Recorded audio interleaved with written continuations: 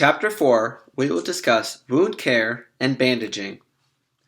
In the first section of this chapter, we're going to look at bleeding, different types of bleeding, different types of injuries, and then in this second part of this chapter, we will look at infection, how to care for external wounds, and then internal wounds. First, we need to make sure that we are aware that wounds are extremely common soft tissue injuries that commonly occur with athletics. In our setting, we will have to determine, or we may be called to determine, what type of wound it is and the severity of the wound. Many types of wounds that we will see are minor, but we have to make sure that we are able to determine if referral to a physician or the emergency room is warranted. We must know also what type of wound it is and the severity of the wound in order to provide adequate first aid. Within all of this, we need to continue to make sure that we use proper universal precautions, which include personal protective equipment. First, let's look at bleeding. When we look at bleeding, we're going to look at bleeding from three different areas. We're going to look at capillaries, veins, and arteries. First, let's look at capillaries. Capillaries are the smallest and most numerous of the three types of blood vessels. When we look at capillaries, this is where most of our bleeding is going to occur. This is a type of bleeding that the blood appears to be red and can be controlled with proper first aid skills. In many instances, this type of wound, the blood seeps from the wound very slowly and usually in smaller amounts in comparison to venous and arterial bleeding. When we look at veins, venous bleeding is rare and occurs only with severe and traumatic mechanisms of injury. In this type of bleeding, venous blood flows out of the body in a steady manner and commonly in large quantities. This is like a faucet or a garden hose that is turned on and it continues to run and run. Because it continues to run and it comes out in large quantities, it makes venous bleeding difficult to control. Unlike capillary bleeding, this blood appears darker red than capillary blood. This is darker red due to the carbon dioxide that is in venous blood. If we have a situation where we have this steady bleeding and in large quantities, EMS must be contacted since this could be a life-threatening situation. The third type of bleeding is arterial bleeding. When we look at arterial bleeding, this typically leads to fatalities and neurological dysfunction. This occurs like venous bleeding with severe traumatic mechanisms of injury. When we look at the blood from arterial bleeding, it appears much brighter red than capillary blood and venous blood. This is because there's a high oxygen content in arterial blood. When we see somebody that's bleeding from an artery, the arterial blood shoots out of the blood vessel with each heartbeat, and a large quantity of blood exits the artery with significant force.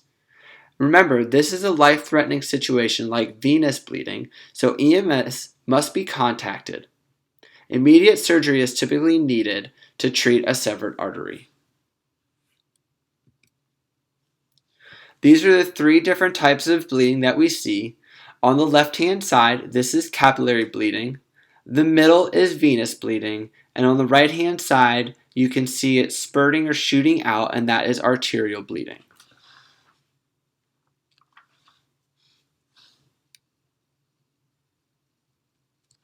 Let's move on to discussing external and internal bleeding. When we look at external bleeding comes from bleeding from openings in the body. This could be the nose, the mouth, or the ears. We can typically easily determine if a person is bleeding externally because we can visibly see the blood. Internal bleeding, on the other hand, occurs when a blood vessel is damaged and releases blood inside the body.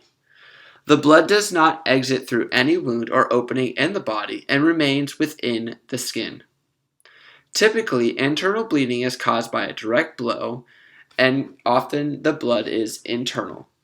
When we look at this type of bleeding, internal bleeding causes signs such as ecchymosis, or what we would refer to as a black and blue mark or a bruise. The area may be painful, tender to the touch, and rigid. Let's spend the rest of the time looking at open wounds. Be cautious. In the next couple slides, there will be pictures, and if you're squeamish, make sure that you are prepared. When we look at open wounds, there are a few open wounds that we will look at. The first one we will look at are abrasions. Abrasions occur when the skin comes in contact with a surface or an object that rubs against the skin. When we look at this, the rubbing movement removes minute portions of the skin, leaving an open wound. Most often, rough surfaces such as blacktop or concrete, sand, or linoleum surfaces cause an abrasion to occur. Abrasions are typically painful, and the athlete usually feels a stinging or burning sensation with this type of injury. These wounds are very prone to infection because they do not bleed a lot, and due to dirt-carrying bacteria that becomes embedded in the wound, it stays in this wound because it does not bleed and the blood does not carry that bacteria out with it. The second type of open wound that we will look at are incisions. Incisions are open wounds that appear to have smooth edges. Sharp objects such as knife blades, glass, can cause incisions. These incisions appear to be superficial, but sometimes they can be very deep in nature. Think about a paper cut. It seems very small, but think about how much that they do hurt. Often, the object causing the incision may be so sharp that the athlete does not even feel the object strike the skin. Incisions can be superficial or deep. Superficial incisions can cause minimal to no pain. Deep ones usually cause sharp and throbbing pain. Incisions tend to bleed significantly depending on their length, depth, and location. With this type of injury, the skin may not approximate. This occurs when the cut portions of the skin of the wound do not fall back in line together. Also with incisions, the quantity of blood can be minimal to immense, depending the depth, the length, and the location of the bleed. Incisions, for example, of the scalp tend to bleed a lot because of the vast quantity of capillaries in that tissue. Next, lacerations. Lacerations may also be superficial or deep, like incisions. These also can have minimal to immense bleeding. Like incisions, these are usually caused by sharp objects striking the skin or by an object crushing, pulling, or grinding against the skin. Lacerations appear to have jagged edges and edges of the skin that are uneven.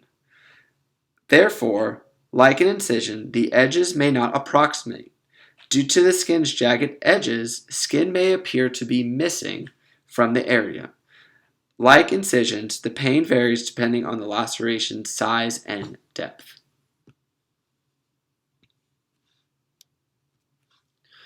Puncture wounds. Puncture wounds occur when an object penetrates the skin. When an object punctures the skin, it may fall out or it may remain in the wound. Some objects protrude from the wound. Most puncture wounds are not life-threatening, but secondary complications can occur because of infections that can complicate the injury. In general, puncture wounds do not bleed as much compared to incisions and lacerations. However, as with other wounds, punctures cause a lot of pain. The pain can be dull, aching, or sharp. The amount of pain produced often indicates the extent and depth of the injury. The object size also determines the extent of the injury. Most times, punctures are not life-threatening, but remember, secondary complications can occur such as infection.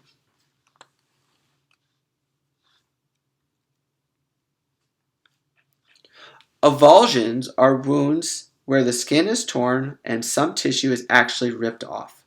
The mechanism for this type of injury is typically a traumatic event. When we look at this type of injury, it is usually caused by smaller parts of the body, but they can also occur in larger areas of the body as well. This type of injury causes significant pain and bleeding. Lastly, amputations occur when significant traumatic force entirely cuts off the body part. These are very similar to avulsions, except that with amputations, the full body part comes off. Amputations occur as a result of traumatic force and typically occur to smaller body parts such as fingers, toes, and earlobes.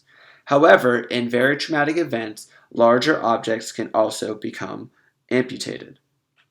To prevent amputations, misuse of these objects and utilizing defective equipment must be avoided.